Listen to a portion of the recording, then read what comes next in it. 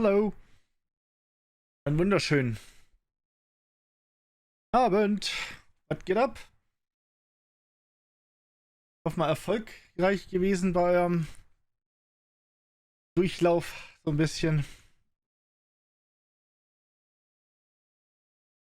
Ja, wir gucken einfach mal. Wo haben wir letztes Mal eigentlich aufgehört? Ich weiß es schon nicht mehr. Es ist zwar nur eine Woche her, aber das Finale? Ach, keine Ahnung. Ich werde es gleich sehen. Hello. Es ist halt nach wie vor ganz schön hell. Quantic Dream. Stimmt, Chloe habe ich ja vertrieben. Ich erinnere mich. Würde mich wundern, wenn sie jetzt auftaucht.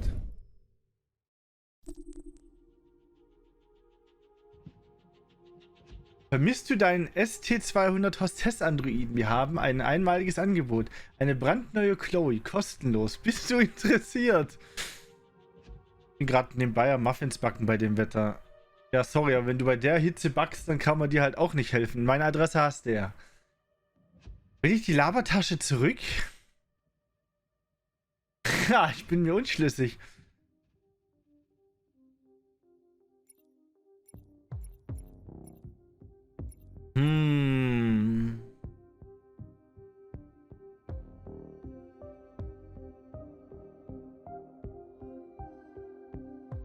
Ich muss, morgen feiert meine Kollegin Abschied, die ich seit 8 Jahren kenne, mit der ich in der Abteilung angefangen.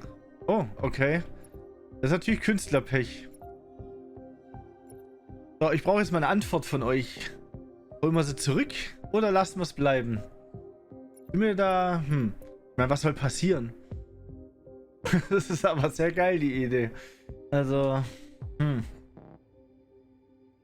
Na, und ich will das mitbringen, kann ich... Klar kannst du. Ich würde dir ja zeigen, wie es geht, aber du wohnst zu weit weg. Ja... Nein. Ja, nein. Sind doch nur 3 Stunden Autofahrt. Ja, okay, wow. Nein. Einfach, wir haben dafür gesorgt, dass wir sie nicht haben, also haben wir sie weiter nicht. So. Ist halt so. Natürlich machen wir es so wie letztes Mal. Hatten wir da noch irgendwas zu gucken eigentlich? Oder hatte ich... Ich bin auch ein Idiot. Extras muss ich. Ich denke mir gerade so, Alter... Ne, wir hatten da alles durch, oder? Hatten wir nicht alles durch? Nein, wir hatten nicht alles durch. Ah, guck mal, wir können ja sogar noch Videos gucken. Die Entstehung von Detroit. Dann würde ich sagen, bleiben wir doch mal dabei.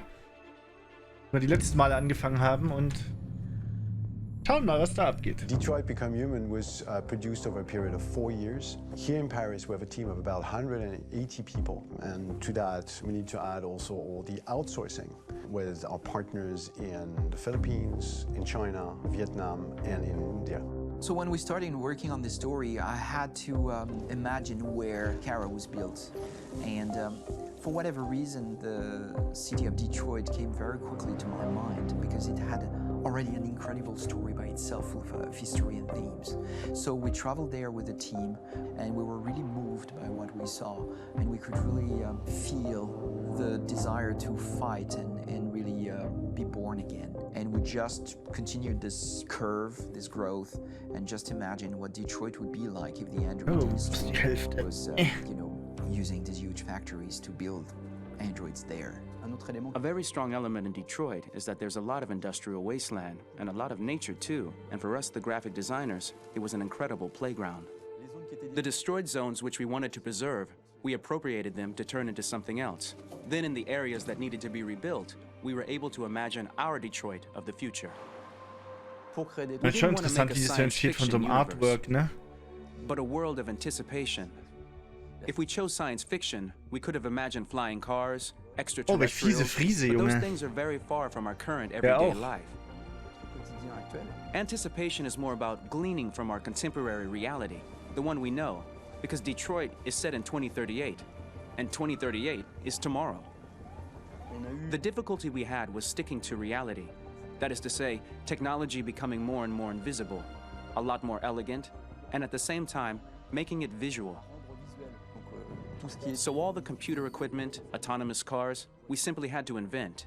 They are in fact very technological objects, but at the same time remain very credible and ingrained in reality. To create a cohesive universe in the fashion and clothing of the human characters in 2038, I didn't want to put an accent on strange shapes, or really vibrant colors, and things we wouldn't know. That I wanted to keep for the androids. The goal was to create something familiar which we can identify with in this future setting. Working on the artistic direction for the androids was a bit special because this is a project about the place they could occupy in the human world. It was out of the question for them to be too beautiful or too perfect. They had to correspond to every social class, rich and poor. Inspired by everyday utilitarian clothes, I brought a modern touch by adding dynamic display surfaces, the armband we can see on the side, the triangle on the front and back, an LED. Like that, there's no confusion. Wait. You're sending an android? All right, ma'am. We need to go. You can't do that. Why aren't you sending a real person? Once we cast the actors, we travel to meet them in order to scan their faces. We record the structure of their face with the scan, and we record the colors and patches of skin with photography.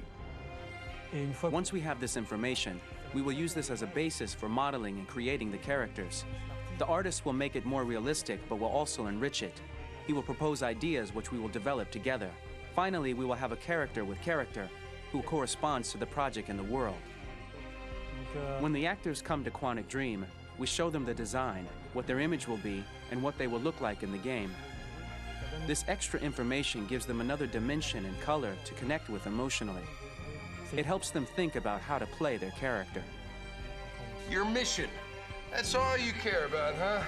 You should consult a professional who can help you. Beat it, you hear me? Get the hell out of here! So there are 3 types of shoots at Quantic Dream. Shooting and performance capture, where you capture the whole actor, his voice, his face, and his body. These shoots are obviously done with American actors because the game's original version is in American English. After that, there are the body-only shoots, representing around 250 days of filming, while the performance capture is 100 days of filming. Now, body-only shoots, there are 2 types. There are the action shoots and the technical shoots, which are mokit shoots. Mokit is when the player controls a character on the screen, and he moves in an environment to explore it. This is of particular importance at Quantic Dream, and therefore we shoot a lot to offer a unique context for each scene and each character. To prepare a motion capture shoot, we first get together to look at the sets we need, the animations that we want to shoot, which ones need to be grouped together, or which ones need to be cut and shot at another time, so that we get the most out of the shooting day. This often means shooting scenes out of order, especially those with big props or accessories, like a big car, for example. So we shoot all the animations related to that particular prop first.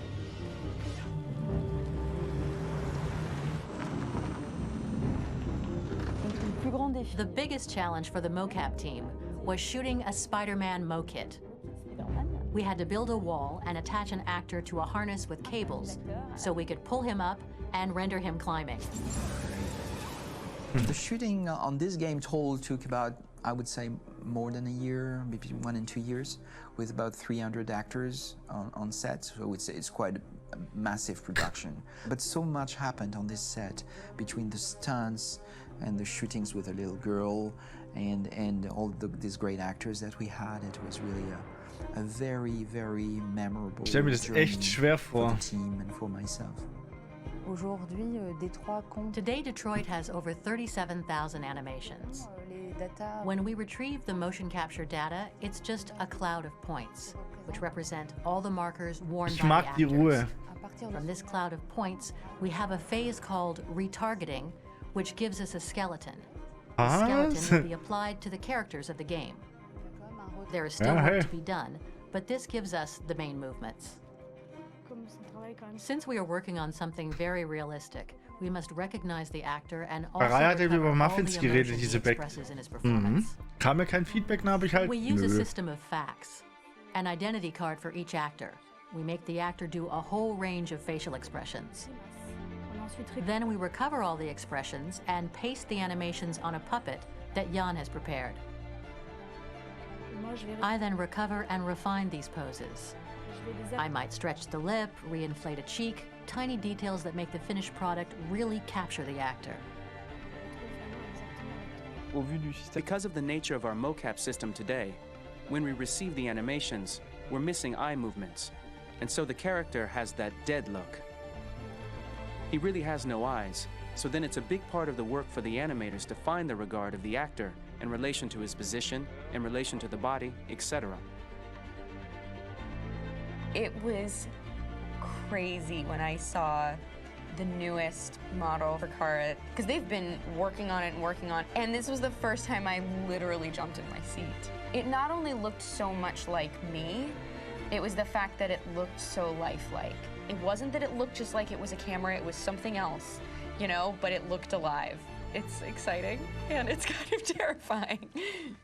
Game after game, we learned the rules of optics and filming, and our goal with Detroit Become Human was to have cameras that would actually emulate the optics of a real physical camera. So basically dealing with real-world imperfections was our main task, and just to make cameras look as real as we can. Once the animations are shot and processed by the animation department, integrated and polished, we film them. That is to say, we really do a mise en scène, as in cinema. The real difficulty of our job is to know if these cameras are telling us something. Are they in the emotion of the scene? Do they describe exactly what the action must convey, what must be felt? The most important challenge for me was one of the final scenes where Marcus decides to start the revolution and go to the battlefield. Very quickly, we imagined this to be a huge sequence shot. We wanted the feeling of a cameraman running behind us while showing Marcus, the androids who help him, the person shooting at us, etc. Above all, it was necessary to say to oneself, this scene is very violent but does not glorify war. On the contrary, that war is something improbable and absurd. It was really a fun challenge. The idea was to say we have 3 characters. We would like each of them to have a specific cinematography. We wanted Kara to be much more filmed with some kind of handheld camera, to have something very living, very breathing. For Connor, we wanted something very cold and very perfect. And for Marcus, we wanted something epic and spectacular. So it was about the filming, but it was also about the photography. So we worked with a director of photography to give each character a different lighting, different key colors. Each of them would have their own worlds. And finally, we worked with the composers. Ja, wie gesagt, meine Adresse hast du. Create a specific sound for each character, so each would have his own world and his own style. Wollte halt gekühlt sein bei der Hitze, sonst wird's doof. Aber ich danke dir schon mal. Ja gut. Wollen wir uns noch eins angucken, oder? Ja, komm, einen können wir noch. Auf einem Bein kann man nicht stehen. Gucken wir uns noch den Soundtrack von Detroit an. For the soundtrack of the game, we tried to be very close to what is done in film. We were constantly asking at each place in the game, why are we putting music here? What is it going to say? So we focused the music on bringing emotion, which is interactive and supports the character's arc. Mhm. Das können sie gut. Stress machen, wo gar kein Stress ist. You know I love you, don't you? You know I love you. We make games that are very narrative. We're really into interactive drama, so the soundtrack also had to go in that direction, supporting the 3 characters' very different stories. We really wanted 3 colors, 3 musical sound identities, and from there, having 3 composers made sense, since the story of Kara, Marcus, and Connor are all completely different.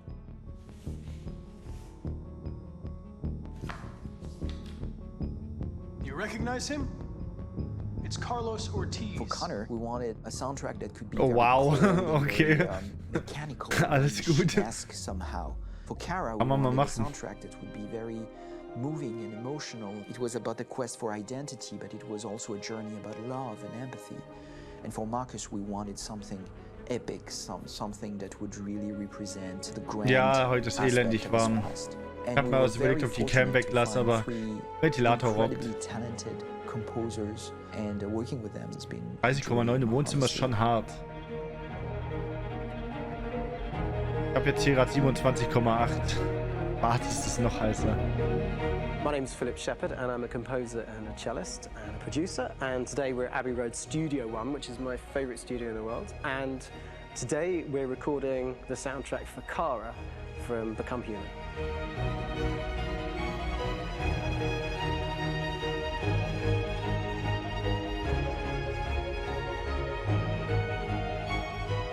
So when I compose a big project, I often travel just to kind of get out, you know, and get some fresh air and some inspiration. And I go hiking and traveling in Montana a lot. I had a log fire in the room that I was staying in, and the flames were kind of making absolutely direct music. And it became the basis for Kara's theme, and it sounds something like this.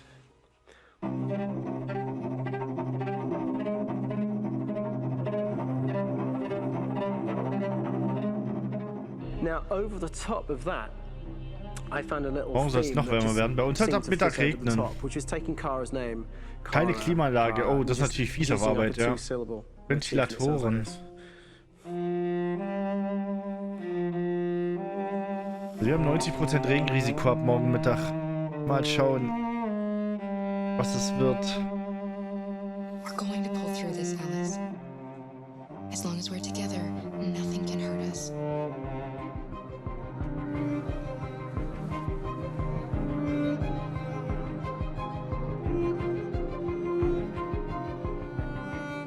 Da können wir uns in 8 Wochen nochmal drüber unterhalten. Da kann es dann so warm sein, da ist es mir dann wurscht.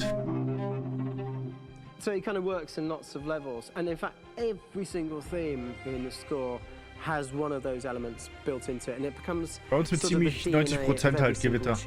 Von dem her. Haha! Nein, keine Ahnung.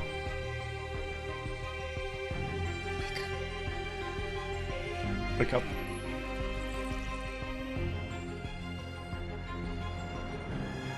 For me, writing this theme for Kara, I actually had to tap into what it feels like to be a father to daughters.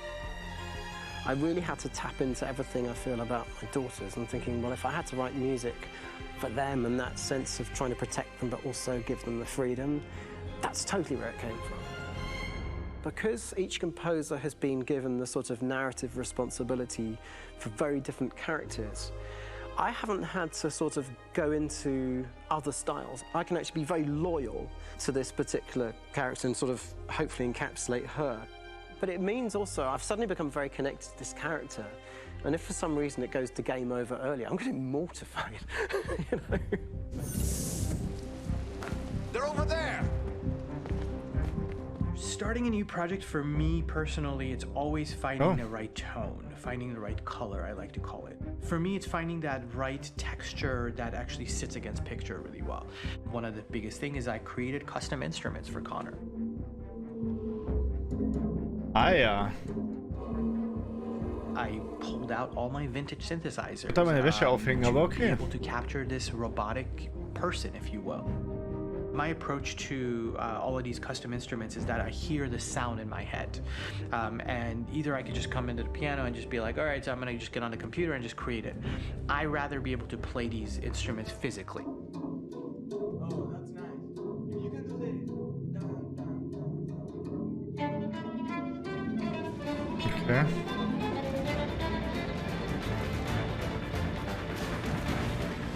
As soon as you see Connor the first time, there is a really interesting thematic idea that you hear, and that's just made out of a Moog synthesizer, but completely manipulated in multiple ways. And it's robotic. It has a little bit of an emotional to it. He's on his mission, so you feel that as well. So it just kind of gives you that cold, motionless, with a mission in hand that you kind of feel throughout the whole thing.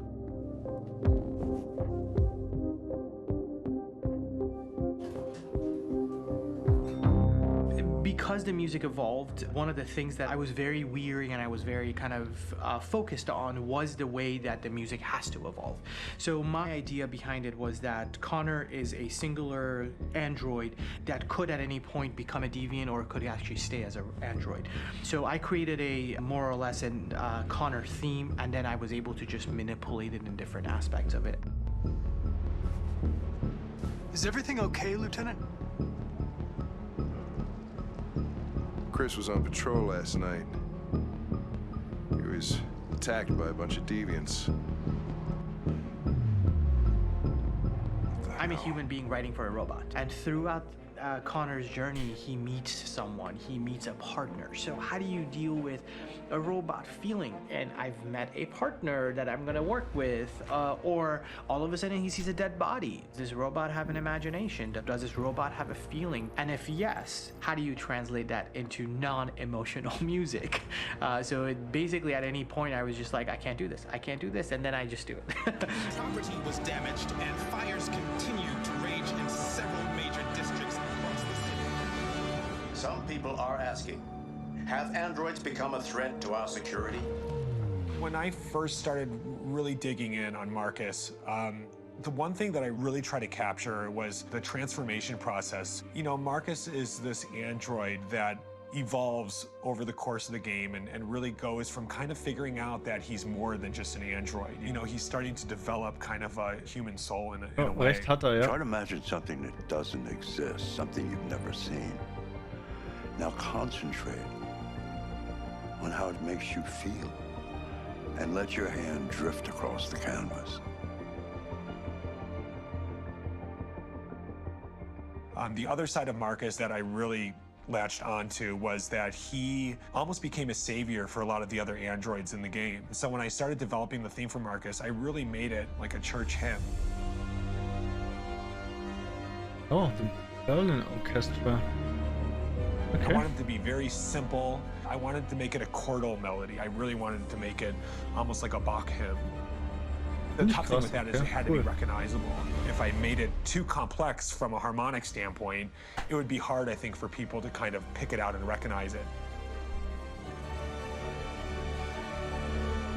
It's very acoustic derived, but it's also been treated with a lot of effects and things to kind of put it into the space that I felt the sound should be in. It can be beautiful, it can be haunting, it can be extremely powerful from an action standpoint, and I'm really happy with the way it turned out. Muss mir immer noch überlegen, wie ich spiele. Is there, but it's Marcus. subliminal and it's emotional and people are feeling it and it's not distracting. And that's tricky with a game like this where you have to have a lot of ins and outs like that where the music kind of has to get in and out of these moments. This is a war we're fighting with the humans. If we fail, they'll destroy us. I think the game's been put together so well where I I just wanted to make sure that I wasn't ruining the emotion.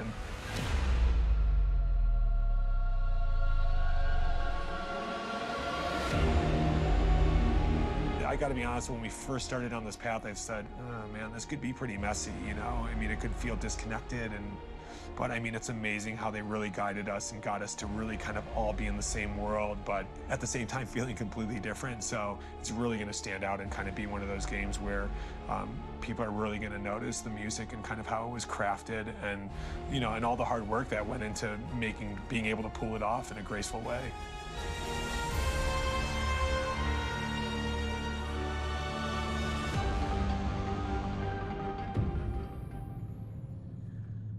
Ja, Musik ist eine mächtige Waffe. Zu Memphis noch, ja, die nächsten 2 Wochen wird es nicht besser. Na, Happy Birthday. Und wir morgen 50 Patienten. Juhu. Ja, gut. Ne? So ist das halt. Domi, kann man schon wach sein.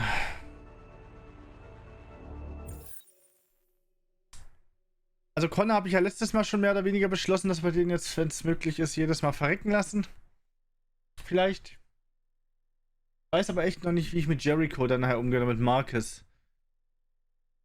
Mal komplett friedlich durchziehen. Auf der anderen Seite könnte man sagen, man könnte auch mal Krawall bürsten und dann auf friedlich gehen, wobei das für mich gefühlt irgendwie keinen Sinn macht.